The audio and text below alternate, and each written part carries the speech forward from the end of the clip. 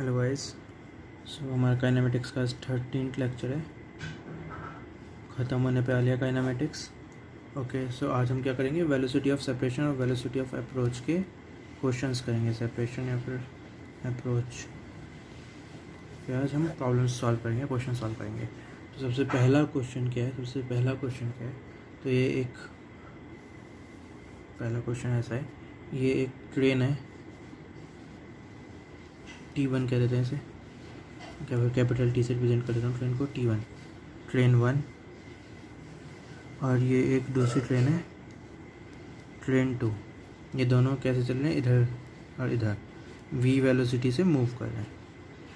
Okay, इस पे एक चिड़िया है जो कि ऐसे मूव कर रही है ओमेगा से, कुछ ठीक है, कुछ ओमेगा वेलोसिटी से, फिर डब्ल्यू कैलोरी से, चलो ओमेगा छोड़ो, डब्ल्यू वेलोसिटी से कुछ ऐसे मूव करे। तो क्या क्वेश्चन है, क्वेश्चन ये है कि एक टाइम इसको टी इसको 0 सेकंड की बात करते हैं। अगर 0 सेकंड पे ये सिनेरियो है हमारे पास कि ये दो ट्रेन्स हैं, दोनों की वेलोसिटी v मीटर पर सेकंड है, मूव कर रही है। इन दोनों की जो स्टार्टिंग डिस्टेंस है, अगर टाइम टी इसको 0 पे बात करते हैं तो कुछ l डिस्टेंस है जो इनके बीच का सेपरेशन है। और ये जो चिड़िया है वो ट्रेन 1 पे बैठी हुई है, w वेलोसिटी से मूव करती है ट्रेन 2 की साइड, और w of course greater than v है। ओके, वरना तो चिड़िया को टक्कर मार देगी पीछे वाली। तो इधर तेज वेलोसिटी से ट्रेन से तेज वेलोसिटी से ये मूव करती है इस ट्रेन 2 पे। उसके बाद क्या होता है, इस ट्रेन 2 पे आके वो बैठती है, फिर वापस उड़ देती है। ओके, तो पहले ये w वाली जो चिड़िया है ये यहाँ से गई, यहाँ तक आई, और फिर इतनी देर में ये ट्रेन कुछ आगे चल गई होगी, ये वाली ट्रेन कुछ इधर आ गई होगी। तो ये w जब ऐसे जा रही होगी, ये ट्रेन ऐसे आ रही होगी, तो कुछ यहाँ पे वो बैठेगी। उसके बाद फिर वो वापस उड़ना स्टार्ट करेगी फर्स्ट वाली ट्रेन तक। इतनी देर में ये ट्रेन और आगे बढ़ गई होगी, कुछ यहाँ तक आ गई होगी, फिर ये यहाँ से फिर वापस ऐसे जाएगी, ये ट्रेन और आ गई होगी, तो ये फिर वापस ऐसे जाएगी, यहाँ तक पहुँचेगी। तो एक पॉइंट ऐसा आएगा जब ये दोनों ट्रेन आपस में टकरा जाएंगी।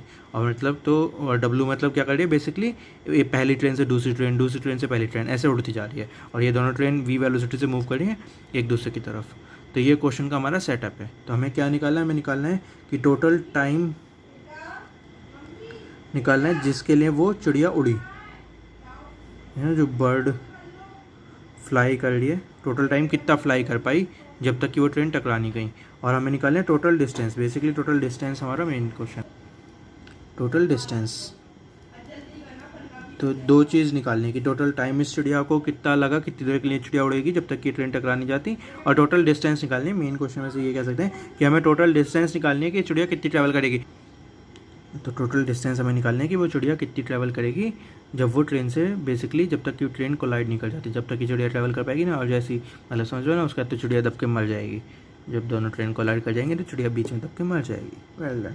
तो मरने से पहले चिड़िया की हमें डिस्टेंस निकालनी है, उसने इतनी मेहनत करी, कितनी डिस्टेंस बेसिकली ट्रैवल करी। ओके, तो अब ये क्वेश्चन दो तरीके से हो सकता है। एक तरीका हार्ड है, वो मैं बस आपको दिखाऊंगा क्या तरीका है, सॉल्व नहीं करूँगा, ठीक है। फिर हम एक सिंपल तरीके से ये वाला फॉर्मूला लगा के वेलोसिटी ऑफ सेपरेशन और वेलोसिटी ऑफ अप्रोच लगा के फॉर्मूला जल्दी से कर सकते हैं। तो एक तरीका क्या है, टोटल डिस्टेंस हमें निकालना है। टोटल डिस्टेंस क्या होगी, अगर मैं पहली डिस्टेंस जो चिड़िया यहाँ से ट्रेन 1 से ट्रेन 2 तक जाती है उसे मैं कुछ L0 कह देता हूँ। उसके बाद वो ट्रेन 2 से ट्रेन 1 जाएगी L1, फिर वापस 1 से 2 जाएगी L2। तो ऐसे ये कुछ Ln तक चलेगा। और n क्या है, नंबर ऑफ टाइम्स जब वो चिड़िया टकराई, मतलब जब तक वो ट्रेन क्या कर गई, कोलाइड नहीं कर गई। और जनरली ये इनफाइनाइट होगा, क्योंकि जब डिस्टेंस बिल्कुल पास होगी, जब ये कोलाइड करने वाली होगी तो चिड़िया ऐसे ऐसे कर रही होगी, बहुत जल्दी जल्दी इधर उधर जा रही होगी, ऑफ कोर्स, है ना। तो ये हमारा एन लाइक इनफाइनाइट के क्लोज होगा, कुछ समथिंग लाइक दैट, ऐसे हम कह सकते हैं कि इनफाइनाइट नंबर बार वो चिड़िया उन दोनों के बीच में कोलाइड करिए। हालांकि इनफाइनाइट होगा नहीं आंसर, क्योंकि ऑफ कोर्स, लेकिन हम कह सकते हैं कि इनफाइनाइट के पास होगा। ओके, तो ये हमारा क्या हो गया, टोटल डिस्टेंस हम ऐसे निकाल सकते हैं। कैसे, बाय ऑर्थोडॉक्स मेथड, बिल्कुल मतलब लाइक ज़्यादा हमें ट्रिक्स व्रिक्स नहीं सोचनी है। अगर हम नॉर्मल मेथड से सोचेंगे तो मैं निकालूंगा कि अगर मुझे टोटल डिस्टेंस निकालनी है तो मैं बार बार उसने जितनी ट्रैवल डिस्टेंस करूँगी उन सबका सम कर लूँगा, तो मेरा आंसर आ जाएगा। तो L0 यहाँ से यहाँ, फिर L1 ये वाली, फिर L2, फिर L3, L4, L5, L6, L7, ऐसे इन सब का सम मेरा टोटल डिस्टेंस होगा। फिर मैं बात करता हूँ कि ये L0 क्या होगी भाई। तो L0 क्या होगी, L0 है कि डिस्टेंस ट्रैवल कितनी करी उस चिड़िया ने जब वो ट्रेन 1 से ट्रेन 2 तक गई। ओके, तो यहाँ पे एक्सलेशन की तो कुछ बात ही नहीं, तो सीधा सीधा फॉर्मूला क्या लगेगा हमारा, सीधा एक फॉर्मूला क्या लगेगा, distance equals to speed into time वाले फॉर्मूले लग रहे हैं यहाँ पे। बिल्कुल बेसिक 1D क्वेश्चन है, जहाँ पे एक्सलेशन की बात नहीं है, सिर्फ वेलोसिटी की बात है, तो हमारे बेसिक फॉर्मूलेज लगेंगे। तो जो L0 कितनी होगी, डिस्टेंस कितनी होगी, स्पीड ऑफ चिड़िया W भाई डब्ल्यू स्पीड से चिड़िया मूव कर रही है तो स्पीड ऑफ चिड़िया, और बेसिकली टी नॉट क्या होगा यहाँ पे, T not is the time taken पहले राउंड के लिए, कि एल नॉट कि जब वो चिड़िया ट्रेन 1 से ट्रेन 2 पे गई थी सबसे पहले तो कितना उसे टाइम लगा था, वो टी नॉट मान लेते हैं। ऐसी L1 क्या होगा, L1 होगा W इंटू T1, वापस मतलब ट्रेन 2 से ट्रेन 1 तक जाने पर से जितना टाइम लगा अगर मैं उसे T1 कहता हूँ तो T1, W इंटू T3, तो ऐसे W इंटू TN तक, ये हमारा क्या होगा, टोटल टाइम होगा, या फिर टोटल डिस्टेंस जो होगा, basically total distance W into T not हो गई। तो यहाँ पे T0, T1, T2, T3 N तक क्या है, टोटल टाइम टेकन है बेसिकली, कि उसे क्या कितना लग रहा है। तो इसे हम ऐसे भी कह सकता हूँ कि W कॉमन ले लूँ अगर, तो T0 plus T1 plus T2 plus TN तक, ये हमारी हो गई टोटल डिस्टेंस। टोटल डिस्टेंस की अगर मैं बात करता हूँ तो स्पीड ऑफ चिड़िया multiplied by T0 plus T1 plus T2 plus T3, और इस चीज़ को मैं कह सकता हूँ टोटल टाइम कह सकता हूँ, राइट। तो मेरी अगर मैं बात करता हूँ फॉर्मूले वाइज, तो total distance is equals to speed of चिड़िया into total time taken by चिड़िया जब तक कि वो कोलाइड नहीं कर गए दोनों ट्रेन्स। ये हमारा बेसिकली फंडा आता है, ठीक है ना। क्वेश्चन हम ऐसे सॉल्व करेंगे। तो अब ऑर्थोडॉक्स मेथड में क्या करूँगा, ऑर्थोडॉक्स मेथड में मैं करूँगा कि मैं T0 निकालूंगा, फिर T1 निकालूंगा, फिर T2 निकालूंगा, फिर मैं देखूंगा कि कुछ सीक्वेंस टाइप ऐसी बन रही है लास्ट सीरीज़ में जैसे बनी थी हमारी GP सीरीज़, तो मैं देखूंगा कुछ GP सीरीज़ शायद बन रही होगी जब भी क्वेश्चन ये सॉल्व हो रहा है ऑफकोर्स, तो कुछ GP सीरीज़ बन रही होगी एंड देन फिर मैं उस GP सीरीज़ का कुछ सम करके मतलब आंसर मेरा कुछ आ जाएगा, तो मेरे पास टोटल टाइम आ जाएगा, फिर मैं इंटू W करके मेरी टोटल डिस्टेंस आ जाएगी। ये मेरा क्या है, ऑर्थोडॉक्स मेथड। तो मैं देख सकता हूँ T0 कैसे निकालूंगा ऑर्थोडॉक्स मेथड से। मैं T0 की बात करता हूँ, तो T0 की बात करता हूँ तो क्या सिनेरियो है कि ये ट्रेन 1 है, ये V से जा रही है, और ये L डिस्टेंस है, ये ट्रेन 2 है, ये भी V से जा रही है, और ये चिड़िया है बेसिकली ये W से जा रही है। ये है हमारा स्टार्टिंग पॉइंट।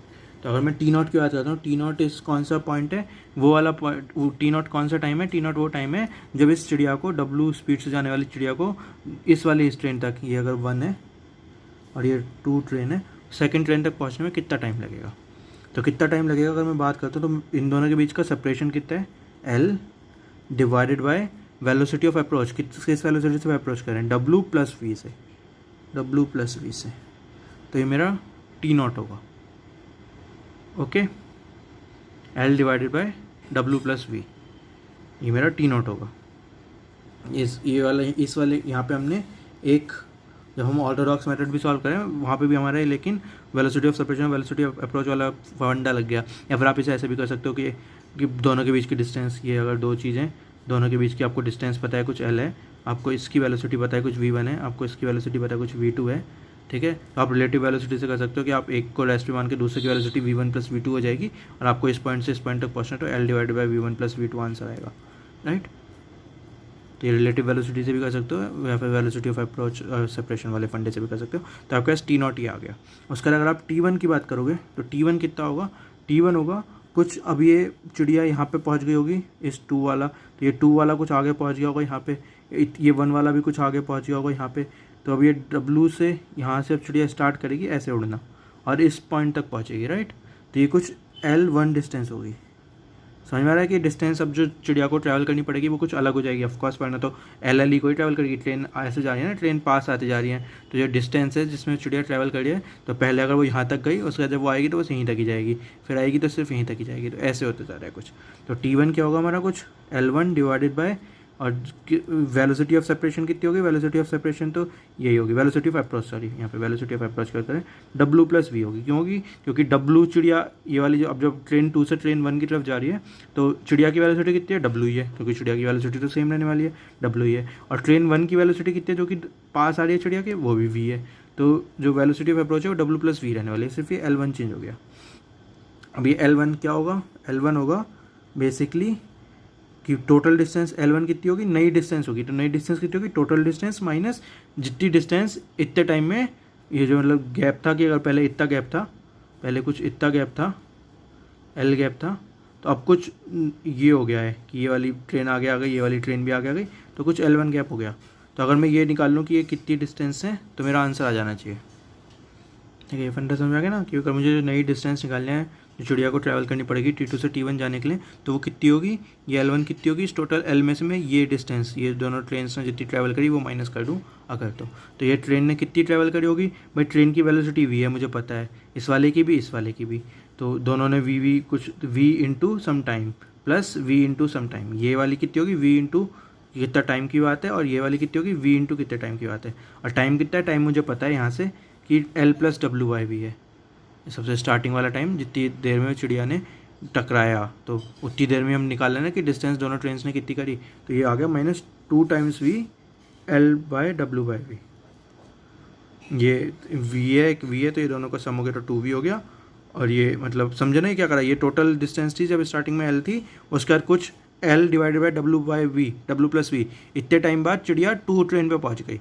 तो अब ये कुछ सिनेरियो ऐसा बन गया, तो मुझे टाइम पता है कितना टाइम लगा इस सिनेरियो को ऐसा बनने में, तो मुझे अगर L1 निकालने है तो मैं कहूँगा टोटल डिस्टेंस L माइनस के ये जो 2 गैप हैं इधर इधर उन्हें माइनस कर दूंगा, तो ये 2 गैप क्या है, ये 2 गैप हैं कि ये ट्रेन v वेलोसिटी से ट्रैवल कर रही थी और उसे कितना टाइम लगा इस वाली पोजीशन से इस वाली पोजीशन में पहुंचने में, तो वो टाइम था L divided by W plus V, क्योंकि इसी टाइम में चिड़िया 1 से 2 पे पहुंची, यही टाइम होगा जितने में वो ट्रेन आगे ट्रैवल कर पाई होगी, तो v इंटू ये v इंटू ये, तो ये दोनों सेम ही क्वांटिटी हैं, v और v से ही मैं ट्रैवल करें तो ये 2v हो गया, तो 2v और ये, तो मेरे पास L1 आ गई बेसिकली, तो L1 को अगर मैं और अच्छे से यहाँ पे लिखता हूँ तो आप देखोगे मेरे पास जाएगा वो आएगा L W minus V divided by W plus V, okay, तो मेरा L1 आएगी, मेरी L1 आएगी, और मैं इसे यहाँ पे डालूंगा तो मेरा जो T1 आएगा L1 in divided by W plus V है, तो ये मेरे पास ये आएगा मेरा L W minus V divided by W plus V का स्क्वायर, तो आप यहाँ से इन दोनों में से क्या दे सकते हो, T0 से T1 बनने में क्या हुआ, एक W माइनस V की ऊपर मल्टीप्लाई हो गई और एक W प्लस V की नीचे मल्टीप्लाई हो गई, राइट, तो अगर मैं अब यहाँ से एक बार आप T2 भी निकाल सकते हो, वरना अगर आप निकालोगे तो आपका यही आएगा W माइनस V का स्क्वायर, एक W माइनस V ऊपर हो जाएगा डिवाइडेड बाय एक W प्लस V का एक W प्लस V नीचे लग जाएगा तो क्यूब आएगी, तो ये T0 आ गया, T1 आ गया, ऐसे ये बाय सिमिलरिटी में देख रहा हूँ ये T2 ऐसे आएगा, तो ऐसे ये चलेगा प्लस प्लस प्लस प्लस, और ये कहाँ पर जाएगा, Tn की बात अगर मैं करता हूँ तो ये होगा L W माइनस V की power n divided by W plus V की पावर n प्लस 1, ये Tn होगा मेरा, तो जो टोटल टाइम टेकन होगा अगर मैं बात करता हूँ, टोटल टाइम कितना होगा T0 plus T2 plus something, तो T0 कितना है L divided by W plus V, T1 कितना है L W minus V divided by W plus V का square plus L W minus V का square divided by W plus V की cube plus L plus ये चला और ये कहाँ तक चला L W माइनस V की power n divided by W plus V की power n plus 1, where n tending to infinity है,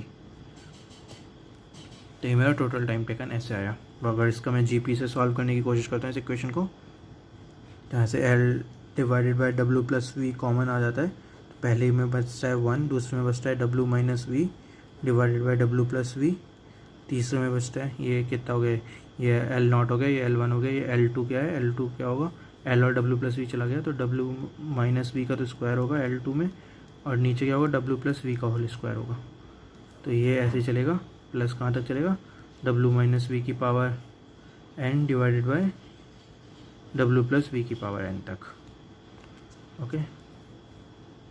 हम देख सकते हो अगर मैंने L divided by W plus V इस पूरे ब्रैकेट में से कॉमन ले लिया तो यहाँ पे 1 बचा, और हर एक जगह क्या हो गया, नीचे तो एक W माइनस ऊपर W माइनस V बचता गया, एक पावर बढ़ती गई, और नीचे W प्लस V एक पावर एक्स्ट्रा चढ़ ली, लेकिन क्योंकि एक बाहर ले लिया तो एक पावर कम हो गई, तो बेसिकली n तक पहुँच गया वो, ओके। तो ये हमारा बचा, अब ये GP सीरीज़ है एक, बेसिकली क्या GP सीरीज़ है, ये मैंने आपको कल ही सिखाई थी, 1 प्लस R स्क्वायर प्लस ऐसे लेके R less to power n तक के, और अगर मॉड R लेस देन 1 होता है तो इसका आंसर होता है 1 divided by 1 minus R, right.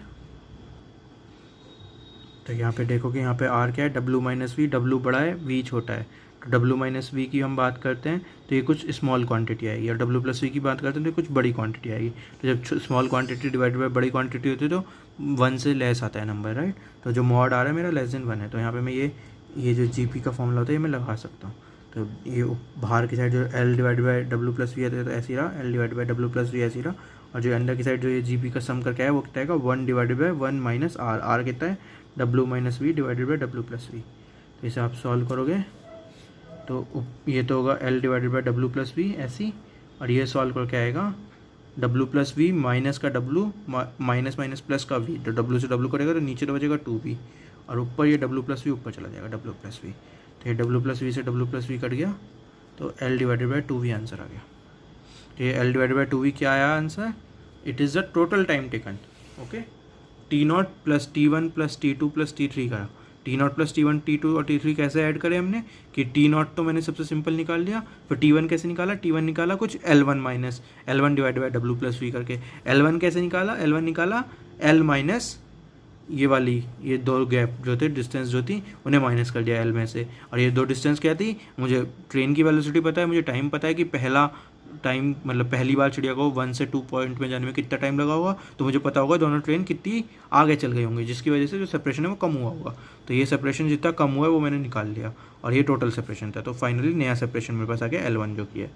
तो ऐसे मैंने L1 निकाल लिया, तो फिर मैंने L1 निकाल लिया तो T1 निकल गया, तो T1 आ गया। उसके बाद अगर T0 आ गया, T1 आ गया, तो फिर मैंने कहा कि आप सिमिलैरिटी से देख सकते हो कि T2 क्या आएगा। सिमिलैरिटी से नहीं देख सकते, मतलब एक बार आपको L2 और निकालना चाहिए वैसे तो क्वेश्चन करते टाइम, और फिर करना चाहिए, लेकिन इस वाले क्वेश्चन में हो रहा है क्योंकि मुझे दिख रहा है तो मैंने आप सीधा कर दिया। लेकिन ये ऑर्थोडॉक्स तरीका भी है, तो यहाँ ऐसा क्वेश्चन ये एक बार ही मैं करवा रहा हूँ, ऐसे करना नहीं है आगे क्वेश्चन। ये तो लाइक आपको दिख ही रहा है कितना कॉम्प्लिकेटेड हो गया ना क्वेश्चन, कितना लंबा खींचना पड़ गया मुझे, फिर हमने T2 निकाला। लेकिन ऐसे भी कर सकते हो अगर मतलब किसी बच्चे को बेसिकली ये वाला क्वेश्चन जो कोई बच्चा है, ये नॉर्मल लाइक 9th क्लास का 10th क्लास का बच्चा भी इस क्वेश्चन को सॉल्व कर सकता है, जिसमें उसे ज़्यादा कॉम्प्लिकेटेड दिमाग नहीं लगाना पड़ेगा बेसिकली मेरे हिसाब से। वो मतलब कि ऐसे टीडियस है, बड़ा है, लेकिन सिंपल है। Okay, distance is to speed into time वाला फॉर्मूला सबको पता होता है 9th 10th में। बस एक आपको ये चीज़ शायद ना पता हो कि W प्लस वी कर सकते हो वेलोसिटी को, जब आप स्पीड को मतलब एडअप कर सकते हो, रिलेटिव स्पीड ना पता हो तो एक ये वाला कॉन्सेप्ट ठीक है पता होना चाहिए, वरना 9th 10th क्लास का भी बच्चा इस क्वेश्चन को कर सकता है। हार्ड पड़ेगा लेकिन कर सकता है। उसका ऐड करने में GP सीरीज ऑफकोर्स उसका फॉर्मूला पता होना चाहिए आपको। ओके, तो मेरा फाइनली टोटल टाइम आ गया L डिवाइडेड बाई 2V, और स्पीड कितनी होगी, टोटल डिस्टेंस कितनी होगी, सॉरी डिस्टेंस मैंने आपको स्टार्टिंग में बताई थी, W divide multiplied by total time. तो W से अगर इसमें मल्टीप्लाई कर देंगे तो W multiplied by L by 2V जो आया ये हमारी होगी टोटल डिस्टेंस जो चिड़िया ने ट्रैवल करी होगी बाय द टाइम कि वो ट्रेन कोलाइड करी होंगी। ओके, तो अभी से हम करते हैं नए तरीके से, ये कॉम्प्लिकेटेड तरीका नहीं करना। अब ये देखो ये क्वेश्चन कितना सिंपल था, मैंने ऐसे किया लेकिन ऐसे करना नहीं था। असल में कैसे करना था, क्वेश्चन क्या था हमारा, ये ट्रेन थी, ये ट्रेन 1 थी, ये V वेलोसिटी से मूव कर रही है, ये ट्रेन 2 थी, ये कितनी वेलोसिटी से मूव कर रही है, V वेलोसिटी से मूव कर रही है। इन दोनों के बीच का गैप कितना है, L गैप है, और यहाँ पे जो चिड़िया है वो W वेलोसिटी से मूव करना स्टार्ट करा है, और वो लाइक कोलाइड करेगी ट्रेन 2 से, फिर ट्रेन 1 पे आएगी वापस, फिर ट्रेन 2 पे जाएगी, ऐसे मोशन करेगी, एंड फाइनली वो ट्रेन जो दोनों जब आपस में कोलाइड करेंगी जब उस चिड़िया का मोशन भी रुक जाएगा। तो जितना time taken by the bird to complete its whole motion, पूरा मोशन क्या है, T1 से T2, T2 से T1, फिर T1 से T2, फिर T2 से T1, जब तक कि वो ट्रेन कोलाइड नहीं करनी वो चिड़िया इस मोशन को करने वाले है। तो इस पूरे मोशन में जो चिड़िया को टाइम लगेगा वो किसके इक्वल होगा, वो टाइम टू कोलाइड के इक्वल होगा कि नहीं होगा। जब ये दो ट्रेन आपस में कोलाइड कर जाएंगी, जब अभी तक तो चिड़िया मोशन कर पाएगी। अगर टाइम T इक्वल टू 0 पे चिड़िया ने मोशन करना स्टार्ट किया, ये T1 से T2 पे गई, कुछ टाइम लगा, फिर T2 से T1 पे आई, फिर कुछ टाइम लगा, फिर ऐसे हम कर रहे हैं, सब टाइम को एडअप कर रहे हैं। तो जो फाइनली हमारा जिस पॉइंट पे चिड़िया रुकेगी वो पॉइंट कौन सा टाइम है, वो भी तो टाइम है कि अगर आप इसी मोशन के पैरेलल एक मोशन चलाओ। एक तो मोशन ये मैं चिड़िया की बात कर रहा हूँ कि ये चिड़िया ऐसे गई, फिर ये चिड़िया ऐसे गई, फिर ये चिड़िया ऐसे गई, फिर ये चिड़िया ऐसे गई, तो इसमें कुछ T0 टाइम लगा, फिर T1 टाइम लगा, फिर T2 टाइम लगा, फिर T3 टाइम लगा, और फिर मैं कह रहा हूँ फाइनल इन सब सारे टाइम को एडअप करा तो मेरे पास कुछ T टाइम आ गया। मैं ये कह रहा हूँ, ये तो मैं इस T टाइम को निकालना चाह रहा था। तो मैं कह रहा हूँ आप इस मोशन के पैरेलल एक मोशन और भी तो चल रहा है कि ये जो ट्रेन है ये V वेलोसिटी से ऐसे आपस में मूव कर रही है, राइट। तो ये वाला जो सबसे लास्ट वाला पॉइंट होगा जहाँ तक मैंने ये सारे टाइम सेट करूँगे, तो यहाँ पे लास्ट पॉइंट क्या होगा, यहाँ पे लास्ट पॉइंट होगा जब ये ट्रेन कोलाइड कर गई। तो ये सारे टाइम्स जो ऐड अप करके टी टाइम आ गया, वो किसके इक्वल होगा, वो इस टाइम के इक्वल होगा इस मोशन में। मतलब दो मोशन सिमुलटेनियस हो रहा है ना। एक मोशन तो ये है कि चिड़िया ट्रैवल कर रही है, एक मोशन ये है कि जो अगर इस चिड़िया को पिक्चर में चढ़ा दो तो आपको क्या दिखेगा, बस ये दो ट्रेन आपस में आप मतलब एक दूसरे की तरफ आ रही है और फिर वो कोलाइड कर गई। तो ये दो मोशंस को आप दो अलग पिक्चर में देखो, एक पिक्चर ऐसी देखो जहाँ पे सिर्फ चिड़िया ट्रैवल कर रही है, और एक पिक्चर ऐसी देखो जहाँ पे सिर्फ दो ट्रेन कोलाइड कर रही है। तो आपको दिखेगा कि पूरा मोशन जो चिड़िया ने ट्रैवल किया, उसे जितना टाइम लगा वो टाइम किसके इक्वल है, वो उसी टाइम के इक्वल है जितने टाइम में वो ट्रेन आपस में कोलाइड कर गई। राइट, ये इमेजिन कर पा रहे हो। बस अच्छा पिक्चर दिखेगी कि ऐसे पैरेलल में दो पिक्चर चलाओ, एक पिक्चर में देखो सिर्फ चिड़िया मूव कर रही है, दूसरी पिक्चर में देखो कि ट्रेन्स कोलाइड कर रही हैं, तो आपको दिखेगा कि ये दोनों मोशंस पैरेलल मोशंस हैं बेसिकली। कि जितना टाइम चिड़िया को पूरे मोशन कवर करने में लगेगा उतना टाइम कि वो किस टाइम के इक्वल होगा, इस टाइम के इक्वल होगा कि चिड़िया की टाइम जीरो पे अगर ट्रेन यहाँ एल डिस्टेंस दूरी पे है तो फाइनल टाइम वो जिस डिस्टेंस वो ट्रेन आपस में टकरा जाएंगी। तो टाइम टेकन टू कोलाइड करने में उन्हें जितना टाइम लगेगा। तो ये वाला टाइम तो हमने चिड़िया का कैसे निकाला, हमने ऐसे निकाला कि T0 plus T1 plus T2 plus T3 करके ऐसे Tn तक ले गए। राइट, और हमने टाइम निकाल लिया कि time taken by the bird की उस पूरे मोशन को। तो मैं कह रहा हूँ ऐसे निकालने की जगह मैं देखता कि सिर्फ कितना टाइम लगेगा कोलाइड करने में। तो मैंने क्या कहा, चिड़िया को पिक्चर में से बाहर हटाओ, पैरेलल पिक्चर देखो, सिर्फ क्या देख रहे हो कि T1 से ट्रेन ऐसे मूव कर लिया, T2 ट्रेन वी वेलोसिटी से ऐसे मूव कर लिया, बीच में डिस्टेंस L है, तो मुझे यहाँ से साफ साफ दिखता है L divided by 2v। Collide करने में कितना टाइम लगेगा, distance divided by velocity of approach. Velocity of approach किसकी देख रहे हो, सिर्फ दो ट्रेन की देख रहे हो, तो L डिवाइडेड बाई 2v। तो ये देख सकते हो। तो ये जो हम देखते हैं ना, अगर मतलब ये सब कुछ क्यों हो रहा है, वैसे अगर आप सोचोगे ना तो ये सब कुछ हो रहा है क्योंकि न्यूटन, हम जो ये पढ़ते हैं ना 11th 12th में जो हम फिजिक्स पढ़ रहे हैं बेसिकली, तो यहाँ पे जो हम ये पूरा मैकेनिक्स वाला जो आप पार्ट कर रहे हो, ये पूरी न्यूटोनियन फिजिक्स है। न्यूटोनियन फिजिक्स का जो एक मेन फंडा है, जो एक बेसिक रूल है, वो है कि टाइम एब्सोल्यूट है, कि टाइम चेंज नहीं होता, टाइम किसी चीज़ के रिलेटिव नहीं है, टाइम एब्सोल्यूट है। हालांकि ये बाद में चेंज हो चुका है, जो आइंस्टीन की रिलेटिविटी थ्योरी वगैरह वगैरह, वहाँ पे उसने कहा कि टाइम एब्सोल्यूट नहीं है, टाइम इज़ आल्सो रिलेटिव, कि वो वेलोसिटी से मूव कर रहा है अगर कोई पार्टिकल, तो मतलब टाइम सेम नहीं रहता बेसिकली। लेकिन अभी हमें इतना नहीं सोचना, हमें क्या सोचना है कि हमें न्यूटन की बात करें तो न्यूटन कहते हैं टाइम एब्सोल्यूट है। तो बेसिकली अगर आप दो फिनोमिना को अलग अलग ऑब्जर्व कर रहे हो और दोनों फिनोमिना T=0 पे स्टार्ट हुए और दोनों फिनोमिना एंड किसी T=T टाइम पे होते हैं, तो जो फाइनल टाइम T होगा वो सेम होगा दोनों फिनोमिना का। अगर आपको एक फिनोमिनन का टाइम पता है तो आप दूसरे फिनोमिनन का टाइम को इसके इक्वेट कर सकते हो, अगर वो पैरेलल स्टार्ट हुए पैरेलली बंद हो रहे हैं तो उनके बीच का जो टाइम डिफरेंस होगा वो दोनों के बीच का टाइम डिफरेंस इक्वल होगा। ये न्यूटोनियन की फिजिक्स कहती है कि टाइम इज़ एब्सोल्यूट। तो आप इसलिए यहाँ पे ये वाला फंडा लगा सकते हो कि ये ऐसा होगा। ओके, और अभी हम जो जनरली पढ़ते हैं न्यूटोनियन की फिजिक्स ही पढ़ते हैं, तो आपको इसमें ज़्यादा कंफ्यूज नहीं होना है, मतलब एक्स्ट्रा इन्फॉर्मेशन टाइप दी थी मैंने आपको तो सिंपल ये देखना है कि अच्छा मैं इस क्वेश्चन को ऐसे करने की जगह कि मैं चिड़िया का पाथ ट्रैवल डिस्टेंस निकालना चाहा था कि इतनी चिड़िया ने डिस्टेंस ट्रैवल करी, तो उसके लिए मुझे निकालना था कि इंडिविजुअल कितने टाइम ट्रैवल किया चिड़िया ने। तो पहला पाथ, दूसरे पाथ का टाइम, तीसरे पाथ का टाइम, चौथे पाथ का टाइम, ऐसे n पाथ जो उसने ट्रैवल करे उन सबको मैंने टाइम निकाला। तो इसे मैं ऐसे ना करके कैसे कर सकता था कि मैं टोटल निकाल सकता था कि बेसिकली उसे कितना टाइम उस चिड़िया ने ट्रैवल किया होगा। तो जब तक टाइम ट्रैवल किया होगा जब तक कि वो ट्रेन कोलाइड नहीं करी होंगी। तो चिड़िया को पिक्चर से बाहर हटाओ, सिर्फ इस पैरेलल पिक्चर को देखो जहाँ पे ट्रेन कोलाइड करने वाली है। L डिस्टेंस उन्होंने, L उनके बीच की डिस्टेंस ऑफ सेपरेशन थी, 2v उनकी क्या है, वेलोसिटी ऑफ अप्रोच है। तो टोटल आपके पास टाइम टेकन कितना आएगा कोलाइड के लिए, L/2v आएगा। और फिर आप अब यहाँ कर सकते हो कि चिड़िया की total distance travel by bird कितनी हुई होगी। बर्ड की हमेशा कांस्टेंट स्पीड है w, तो w इंटू उसने टोटल टाइम कितना ट्रैवल किया होगा, L/2v उसने टाइम ट्रैवल किया। तो आपका यहाँ से आंसर आ गया। देखो वो पिछला आपने जो क्वेश्चन किया था इतना लंबा चौड़ा, वो आपका 2 लाइन में सॉल्व हो गया। तो ये क्वेश्चन जेईई मेंस का क्वेश्चन भी बन सकता है, एडवांस का भी बन सकता है। पता नहीं कि मतलब अगर सोचो, अगर जिस बच्चे को ये ट्रिक ना पता होगी, सिंपल ट्रिक है, बस क्लिक करने की बात है। अगर आपने क्लिक नहीं करी आपको तो आप फंस जाओगे। आप इस लंबे मेथड से करोगे, 1 सेकंड के क्वेश्चन को आपने 5 मिनट का, 3 मिनट का, 4 मिनट का क्वेश्चन बना दिया। तो ये डिफरेंस होता है। तो आपको बस क्या करना था, इस पूरे मोशन में आपको इसलिए कहता हूँ फिजिक्स में इमेजिनेशन बड़ी इंपॉर्टेंट होती है। तो अगर ये अभी मैं करवा रहा हूँ आपका हाथ पकड़ के, तो आप मेरे साथ साथ इमेजिन कर पा रहे हो।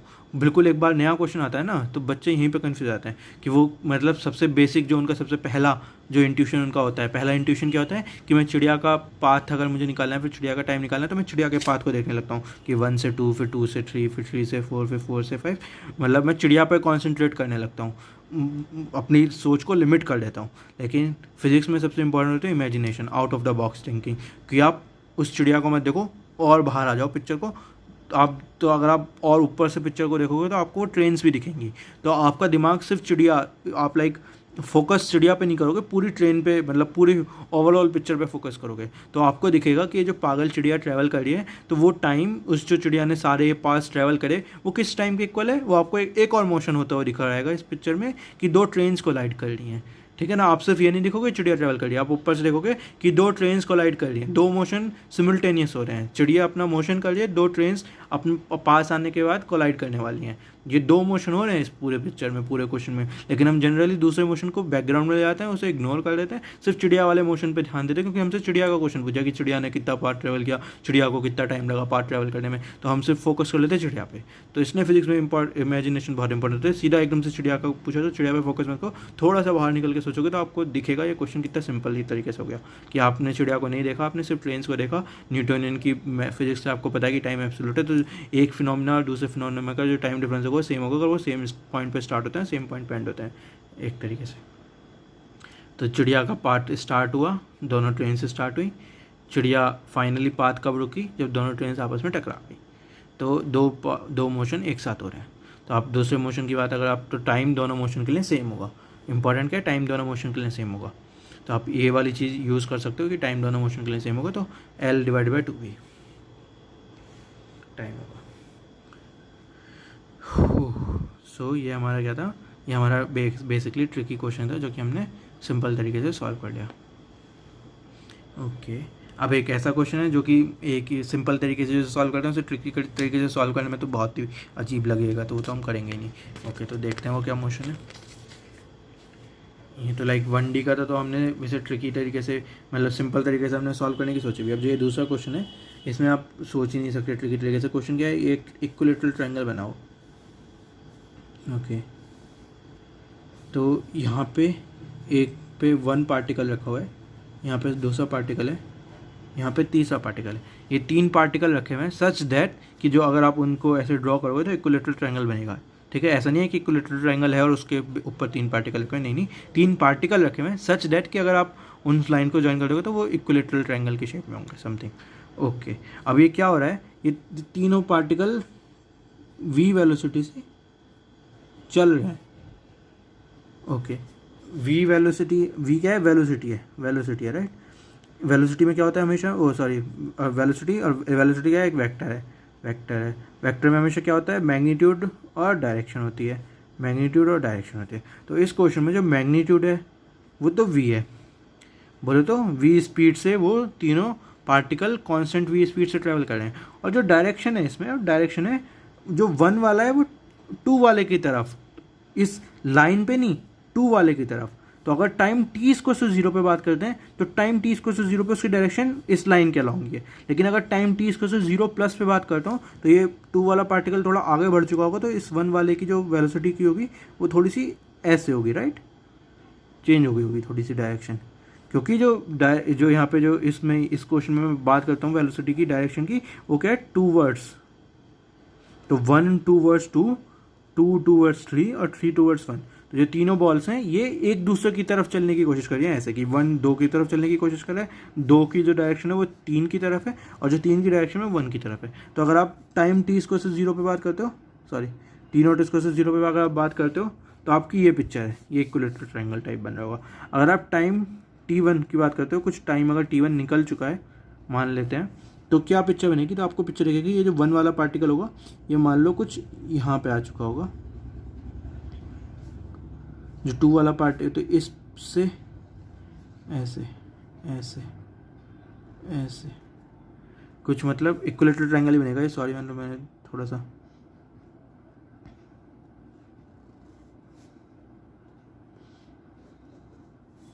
ऐसे बनेगी थोड़ा सा, मतलब कि ये जो बॉल होगी ये कुछ, अब इस टाइम इसकी वेलोसिटी कुछ इस डायरेक्शन में होगी, इसकी ऐसे होगी और इसकी ऐसे होगी। तो ये 1 2 और 3 की अगर मैं बात करता हूँ तो इस टाइम मतलब कि जो 1 वाला पार्टिकल होगा तो ये कुछ ऐसे मूव कर रहा होगा, जो 2 वाला होगा ये कुछ ऐसे मूव कर रहा होगा, जो 3 वाला होगा ये कुछ ऐसे मूव कर रहा होगा।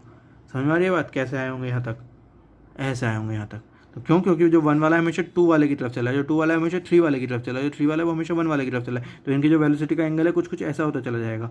इस 3 वाले का अगर ये 1 वाले की तरफ मूव कर रहा है तो स्टार्टिंग में तो ऐसे था, फिर जब 1 वाला थोड़ा आगे की साइड चला होगा तो ऐसे हो गया होगा, फिर ऐसे हो गया होगा, ऐसे हो गया होगा, ऐसे होते जा रहा है। ऐसे अगर आप 2 वाले की बात करोगे तो 2 का टाइम 0 पे तो ऐसे था, लेकिन अब ये 3 वाला आगे की साइड चल रहा है और कुछ ऐसे चल रहा है, तो आप देख रहे हो ना 2 वाला भी ऐसे हो रहा होगा।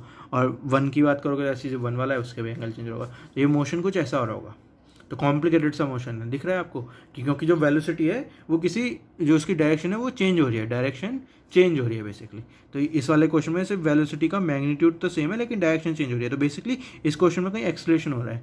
तो ये, और ये 1D में मोशन भी नहीं है, तो ये 2D मोशन है विद एक्सेलरेशन एक तरीके से। तो ये मोशन बड़ा कॉम्प्लिकेटेड सा मोशन है। तो जैसे लास्ट क्वेश्चन में जो ट्रेन वाला क्वेश्चन था उसे हमने जो सिंपल तरीके से हम क्यों सॉल्व कर पाए थे, सिंपल तरीका बोले तो जो मतलब लेंदी तरीका था, लेकिन सिंपल तरीका था।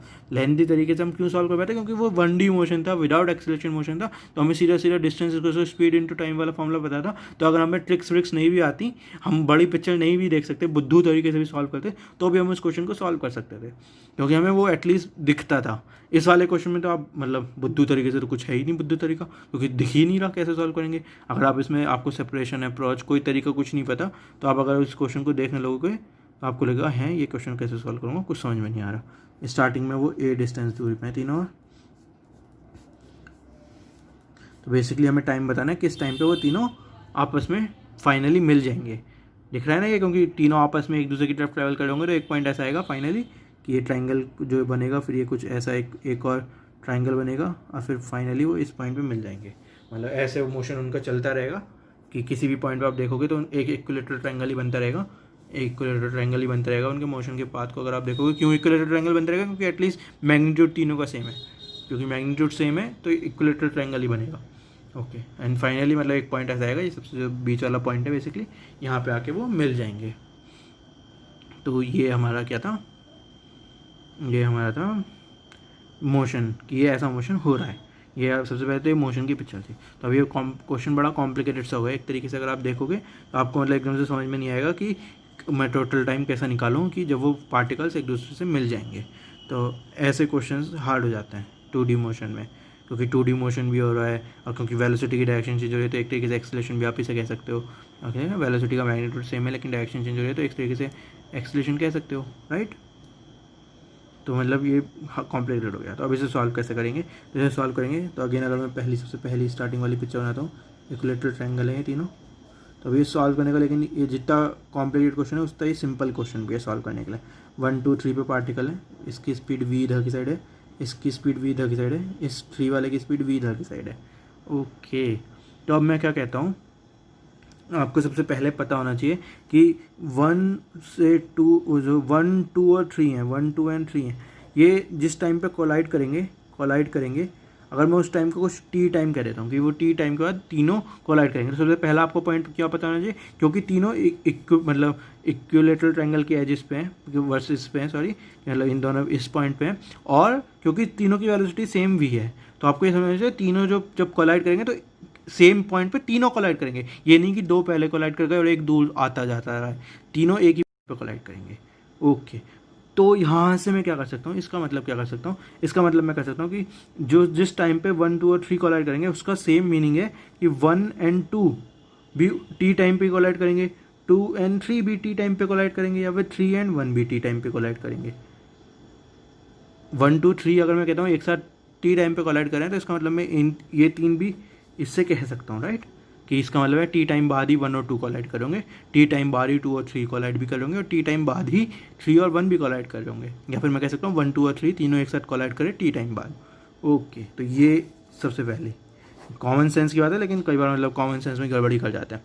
तो जब आपके पास ये इन्फॉर्मेशन आ गई तो अब आपको ये क्वेश्चन को मैं सिंप्लीफाई क्या कर सकता हूँ, सिंप्लीफाई कर सकता हूँ कि एक सीधा बात बनाओ, ये एक पार्टिकल है 2, ये एक पार्टिकल है 3 वाला, इसकी 2 वाले पार्टिकल की स्पीड इधर v है, 3 वाले पार्टिकल की इधर स्पीड v है इनिशियली सबसे 0 टाइम पे। ओके, इन दोनों के बीच की डिस्टेंस a है, इन दोनों के बीच की डिस्टेंस a है। ओके, और ये वाला एंगल 60 डिग्री है ऑफ कोर्स, क्योंकि इक्विलेटरल ट्रायंगल है 60 डिग्री है। तो मैंने कहा कि जब 1 और 2 और 3 कोलाइड करेंगे वो कौन सा पॉइंट होगा टाइम में, वो वाला सेम टाइम में पॉइंट होगा जब मेरा 2 और 3 कोलाइड करेंगे। तो अगर मैं इनिशियल कंडीशन मेरी ये है कि 2 ऐसे ट्रैवल कर रहा है, 3 ऐसे ट्रैवल कर रहा है v वेलोसिटी से, ओके। तो अगर आप देखोगे तो यहाँ से आप टाइम सीधा सीधा निकाल सकते हो। टाइम कितना होता है, सेपरेशन डिस्टेंस ऑफ सेपरेशन कितना है, a divided by velocity of approach. तो 2D मोशन में हमने वेलोसिटी ऑफ अप्रोच कर रखा है, तो क्या करेंगे कि ये लाइन जॉइनिंग द 2 और 3, इसके अलॉन्ग ये क्या होगा, यहाँ पे होगा v cos थीटा cos 60, ऊपर होगा v sin 60, तो v प्लस v cos 60 आ गया आंसर। ये तो a पता है, v पता है, cos 60 पता है। अरे ये क्या हुआ, इतना ट्रिकी सा क्वेश्चन था। आंसर देखो, दो कौड़ी का आंसर आया। कैसे सॉल्व किया हमने, सबसे पहले हमने इन्फॉर्मेशन ये लगाई कि अगर जब जिस टाइम पे मेरे 1, 2 और 3 कोलाइड करेंगे, उसको मैं ये भी कह सकता हूँ कि मेरे 1 और 2 कोलाइड उस टी टाइम पे करेंगे, 2 और 3 कोलाइड टी टाइम पे करेंगे, और 3 और 1 कोलाइड टी टाइम पे करेंगे। तो अगर बेसिकली मैंने इन तीन में से किसी एक का भी निकाल लिया कि किस टाइम पे वो कोलाइड करें, तो बेसिकली वही पॉइंट होगा जिस पॉइंट पे वो तीनों कोलाइड करेंगे। एक तो हमने ये बेसिक कॉमन सेंस वाली इन्फॉर्मेशन लगाई। दूसरी इन्फॉर्मेशन मैंने क्या लगाई कि मैंने लास्ट क्लास में आपको ये वाले क्वेश्चंस करवाए थे। बेसिकली 2D मोशन वाले सबसे बेसिक क्वेश्चंस होते हैं कि ये वेलोसिटी ऑफ अप्रोच कितनी है, v plus v cos theta, okay. कि कैसे 2D मोशंस में हम क्या करते हैं, जो लाइन जॉइनिंग है उसके अलॉन्ग रिलेटिव वेलोसिटी या फिर वेलोसिटी ऑफ सेपरेशन या फिर वेलोसिटी ऑफ अप्रोच कह सकते हैं, वो निकाल लेते हैं लाइन जॉइनिंग के अलॉन्ग। और बेसिकली वो आपकी सेपरेशन आपका a है, लाइन जॉइनिंग के अलॉन्ग वेलोसिटी आपकी पता चल गई आपको v plus v cos theta, तो आपका टाइम टिकन आ जाएगा। तो ये बेसिकली एक टाइप का क्वेश्चन है, आप इसे कह सकते हो। इस टाइप के क्वेश्चन और क्या बन सकते हैं, पहला टाइप का एक इसी टाइप पे क्वेश्चन बन सकता है कि जो स्टार्टिंग पोजीशन है वो 4 पार्टिकल की ये है, ये एक रेक्टेंगल या स्क्वायर कह रहे थे, स्क्वायर है, और ये सब लाइक v वेलोसिटी से इस मूव कर रहे हैं एक दूसरे की तरफ स्टार्टिंग पॉइंट पे, ओके। और ये सब की जो लेंथ है बेसिकली a है, साइड जो है। तो अगेन इस क्वेश्चन में कितना होगा, सीधा सीधा आंसर आप निकाल सकते हो। टाइम कितना होगा, डिस्टेंस ऑफ सेपरेशन कितनी सेपरेशन है a divided by velocity of approach, velocity of approach कितनी है। और 4 में से कोई से भी 2 पकड़ो, जैसे अगर मैं ये 2 पकड़ता हूँ तो इसके बीच में वेलोसिटी ऑफ अप्रोच कैसे निकालेंगे, इधर की साइड v है और इसका इस डायरेक्शन में कोई कंपोनेंट है ही नहीं, तो सिर्फ v। तो टाइम कितना होगा, a बाई v होगा। यहाँ पे 1 और 2, 3 और 4 आप आपस में कोलाइड कर जाएंगे। सिमिलरली ऐसे अगर मैं एक और क्वेश्चन करूँ कि अगर मैं ये वाली फिगर कुछ बना दूँ, ये 6 साइड वाली फिगर है, सारे सबकी लेंथ l है, मान लो सब सेम लेंथ के हैं, l लेंथ के। तो ये वाला जो एंगल होता है आप 120 होगा उसमें, तो ये 60 डिग्री होगा बेसिकली ये वाला एंगल। अगर आपको पता हो तो ये वाला जो एंगल होता है ये सब में 120 होगा यहाँ पे, ओके। तो अगेन वही क्वेश्चन है कि हर एक पॉइंट पे पार्टिकल रखा हुआ है स्टार्टिंग में और सब v वेलोसिटी से मूव कर रहे हैं एक दूसरे की साइड। तो यहाँ पे जो होगा, जो टाइम होगा वो होगा distance, velocity of distance of separation कितनी है, अगर इन दो की बात करता हूँ सिर्फ मैं, तो l है divided by velocity of approach कितनी है। तो v ऐसे है और ये v इसमें ऐसे थी, तो इसका कंपोनेंट करोगे तो v cos थीटा इधर डायरेक्शन में कंपोनेंट आएगा। तो इसमें v का ऐसे है और v cos थीटा ऐसे है, v cos 60, तो v माइनस का v cos 60 आएगा इसमें, राइट। जब दोनों सेम डायरेक्शन में मूव कर रहे होते हैं तो जनरली माइनस आता है। अगर पीछे वाला तेज मूव कर रहा है तो अप्रोच का आंसर होता है, और अगर आगे वाला तेज मूव कर रहे हैं तो सेपरेशन का आंसर होता है। लेकिन जो रिलेटिव वेलोसिटी आती है वो टोटल मतलब जो इन दोनों के बीच वेलोसिटी आती है वो v माइनस का v cos थीटा, बड़े में से छोटा माइनस का क्या आता है, तो अगेन अप्रोच की वेलोसिटी है क्योंकि ये पीछे वाला बड़ा है, तो ये आंसर आएगा। तो आप देख रहे हो ये वाला मतलब आपने बेसिकली ये एक नया क्वेश्चन की ट्रिक हो गई, जो कि क्वेश्चन अगर आपको पहले आपने नहीं कर रखा होगा, ये अप्रोच और सेपरेशन का कॉन्सेप्ट नहीं पढ़ रखा होगा, और अगर किसी ने आपको एटलीस्ट ये वाला क्वेश्चन एक बार नहीं करवाया होगा, तो आप जनरली ये क्वेश्चन एग्जाम में एकदम से आएगा तो आप फंस जाओगे। तो ये ऐसे क्वेश्चन एग्जाम में आते हैं जेईई मेंस के, जो कि सिंपल होते हैं अगर आपने कर रखा है, और नहीं कर रखा तो कई बार फंस जाओगे। तो ये वाले क्वेश्चन ऐसे होते हैं। ऐसे ही वो चिड़िया वाले क्वेश्चन आते हैं यहाँ पे, जो भी मैंने पिछले बार कराया था कि अगर आपको नहीं पता तो भी शायद आप कर लो, लेकिन आपको टाइम बहुत ज़्यादा लगेगा, और अगर आपको पता है तो 2 सेकंड 3 सेकंड का क्वेश्चन है। तो ये 2 क्वेश्चन हो गए जो हमने किसके करे, वेलोसिटी ऑफ अप्रोच और वेलोसिटी ऑफ सेपरेशन पे करे। अब हम अगले लेक्चर में मैं आपको कुछ और क्वेश्चंस करवाऊंगा जो थोड़े से काइनेमेटिक्स के ट्रिकी क्वेश्चंस होंगे, वही हम बात कर रहे हैं। जैसे अगले क्वेश्चन में हम कुछ रिलेटिव वेलोसिटी वाले कॉन्सेप्ट क्वेश्चन करेंगे, जहाँ पे जो हमारा मोशन रिलेटिव होगा सिर्फ वेलोसिटी रिलेटिव नहीं होगी, एक्सेलरेशन भी होगी। अभी हमने क्या पढ़ा, सिर्फ वेलोसिटी की बात कर रहे हैं हम रिलेटिव वेलोसिटी में, है ना। जैसे इसमें भी जो हमने बात करी सिर्फ वेलोसिटी रिलेटिव की बात करी। अगले क्वेश्चन में मैं आपको दिखाऊंगा कि कोई ऐसा क्वेश्चन जहाँ पे एक्सेलरेशन भी होगी क्वेश्चन में, तो हम उन क्वेश्चंस को कैसे सॉल्व करेंगे, अगेन रिलेटिव वाले फंडे से। अभी हमने रिलेटिव वाले फंडे से सिर्फ वेलोसिटी वाले क्वेश्चन सॉल्व करे, अगले क्वेश्चन में एक्सेलरेशन भी इंक्लूड करेंगे, क्योंकि हमने काइनेमेटिक्स पढ़ ली, तो काइनेमेटिक्स में वेलोसिटी और एक्सेलरेशन का रिलेशन पता चल गया है। ओके, तो अब हम एक्सेलरेशन को भी इंक्लूड करेंगे क्वेश्चंस में, फिर उस क्वेश्चन सॉल्व करेंगे। तो क्वेश्चन थोड़ा कॉम्प्लिकेटेड हो जाएगा, लेकिन अगेन रिलेटिव वाले फंडे लगा के क्वेश्चन कॉम्प्लिकेटेड क्वेश्चन सिंपल हो जाता है। ये सबसे सिंपल अच्छी चीज़ है फिजिक्स में कि अगर आपको एक बार रिलेटिव वाले फंडे क्लियर हो गए ना, तो बहुत सारे कॉम्प्लिकेटेड क्वेश्चंस बड़े सिंपल हो जाते हैं अगर आपको रिलेटिव वाले फंडे क्लियर हैं, कि कैसे आप रेफरेंस कैसे लेते हो, कि किस चीज़ को आप ए और बी ऑब्जेक्ट हैं अगर, तो आप एक चीज़ को रेस्ट पे मान के दूसरे को कैसे देखते हो। तो ये बड़ा सिंपल अच्छा, तो मतलब समझ रहे, motion is relative, of course motion relative होता है ना। तो बड़ा ध्यान से आप ये काइनेमेटिक्स मतलब ये बात आपको ऑब्जर्व करनी है। ये पहला चैप्टर में जो हमने वेक्टर्स ऑफ फोर्सेस का करा, वहाँ पे भी हमने रिलेटिव वेलोसिटी का एक पार्ट किया था, और इस वाले कुछ चैप्टर्स में जो मैं आगे आपको अगले लेक्चर्स में करवाने वाला हूँ रिलेटिव वेलोसिटी का, तो आपको ये चीज़ें बड़े अच्छे से ग्रास्प करनी है कि जो मोशन है वो रिलेटिव होता है, तो मैं कैसे कॉम्प्लिकेटेड क्वेश्चन सिंपल कर सकता हूँ, सिंपल तरीके से सॉल्व कर सकता हूँ यूजिंग रिलेटिव मोशन वाला कॉन्सेप्ट। ओके, तो आज के लेक्चर के लिए इतना ही काफ़ी था। और जिन लोगों ने अभी तक सब्सक्राइब ना किया हो चैनल, सब्सक्राइब करो, लाइक करो, शेयर करो वीडियो को। Thank you.